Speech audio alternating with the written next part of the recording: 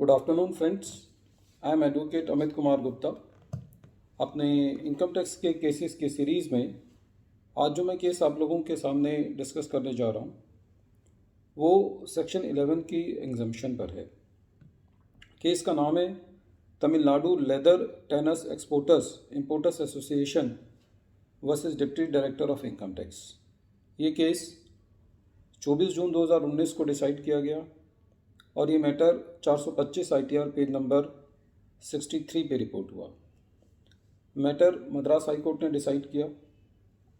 इस केस में जो ट्रेड एसोसिएशन थी उसने वेटल एक्सट्रैक्ट कोई केमिकल होता है उसको इंपोर्ट किया और उसको मार्केट प्राइस से कम पर जो भी एसोसिएशन के मेंबर्स थे उनको सेल किया, लेकिन जो कॉस्ट थी उससे ज़्यादा था।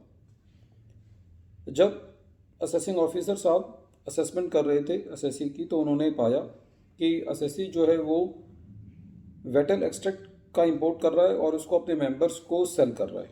तो उन्होंने ये कहा कि ये बिजनेस एक्टिविटी है और ये सेक्शन 11 के दायरे में नहीं आती और एसएससी को एग्जम्पशन नहीं मिलनी चाहिए। इसलिए उन्होंने अपने ऑर्डर में सेक्शन 11 की एग्जम्पशन जो है वो नहीं दी।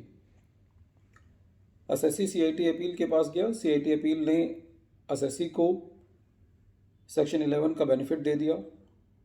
डिपार्टमेंट सीआईटी अपील के ऑर्डर के अगेंस्ट आईटीएटी गया और आईटीएटी ने जो सीआईटी अपील का ऑर्डर था उसको क्वैश कर दिया और असेसिंग ऑफिसर के ऑर्डर को रहने दिया। कहने का तात्पर्य यह है कि आईटीएटी ने भी सेक्शन 11 के एग्जम्पशन को जो है वो डिनाई कर दिया।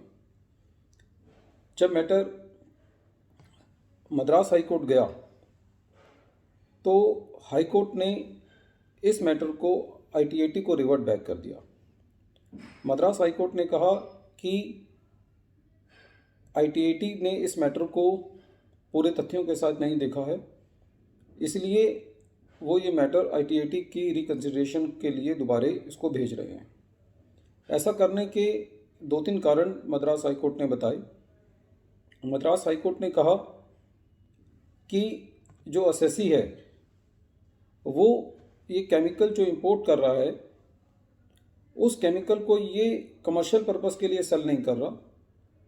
जो एसएससी ने अपनी पिटीशन में दलील दी थी वो ये दी थी कि हम ये केमिकल इसलिए इस एसोसिएशन में इंपोर्ट कर रहे हैं ताकि इंपोर्ट की कॉस्टिंग कम आए और हम अपने मेंबर्स को इसका बेनिफिट दे पाएँ ताकि उनको इंडिविजुअली जो है वो इसकी कॉस्ट इनकर ना करनी पड़े। हमारा मकसद इस वेटल एक्सट्रैक्ट को प्रैक्टिकली प्रॉफिट मोटिव के लिए बेचना नहीं है। हमारा मकसद खाली ये है कि हम अपने मेंबर्स को ये मटेरियल जो है वो कम कीमत पर मुहैया करा पाएँ और इसी वजह से ये ट्रेड एसोसिएशन बनाई गई है। एसएससी ने डिपार्टमेंट के सर्कुलर नंबर 11 जो कि 19 दिसंबर 2008 को इशू किया गया उसका भी हवाला दिया, जिसके अंदर ये कहा गया है कि यदि ट्रेड एसोसिएशंस मिलकर के कोई एक्टिविटी करती हैं उस ट्रेड एसोसिएशन के मेंबर्स के बेनिफिट के लिए तो वो बिजनेस एक्टिविटी के तहत नहीं आता। लेकिन यदि ये एक्टिविटीज़ किसी नॉन मेंबर्स को एक्सटेंड की जाती हैं किसी फीस या सेस के लिए तो फिर वो बिजनेस एक्टिविटी में आता है।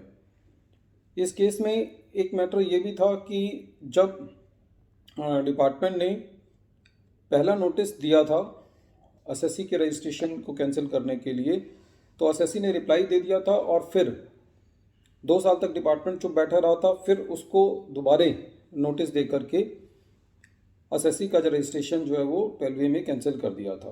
तो मद्रास हाई कोर्ट ने इस पर भी ये कहा कि डिपार्टमेंट ने बहुत ज़्यादा टाइम लैग इसमें आ गया था और एसएससी के मैटर को ठीक से परस्यू नहीं किया गया, तो इस वजह से भी ये मैटर जो है वो आईटीएटी के द्वारा रिकंसिडर किया जाना चाहिए और आईटीएटी ने सारे तथ्यों को ठीक से नहीं देखा है।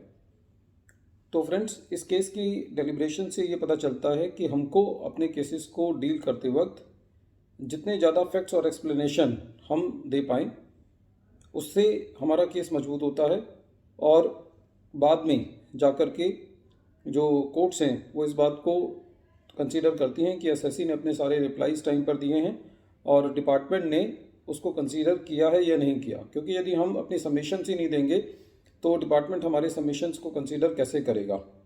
तो इस केस में ये मैसेज भी गया था कि जो भी एसएससी ने अपनी बात कही है, अपनी कंटेंशंस को कहा है, उनको प्रॉपर तरीके से कंसीडर नहीं किया गया है, इसलिए एसएससी को एक और मौका दिया जाता है।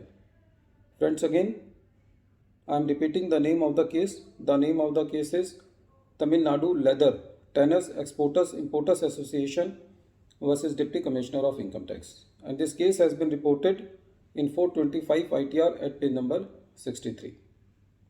Thank you, friends.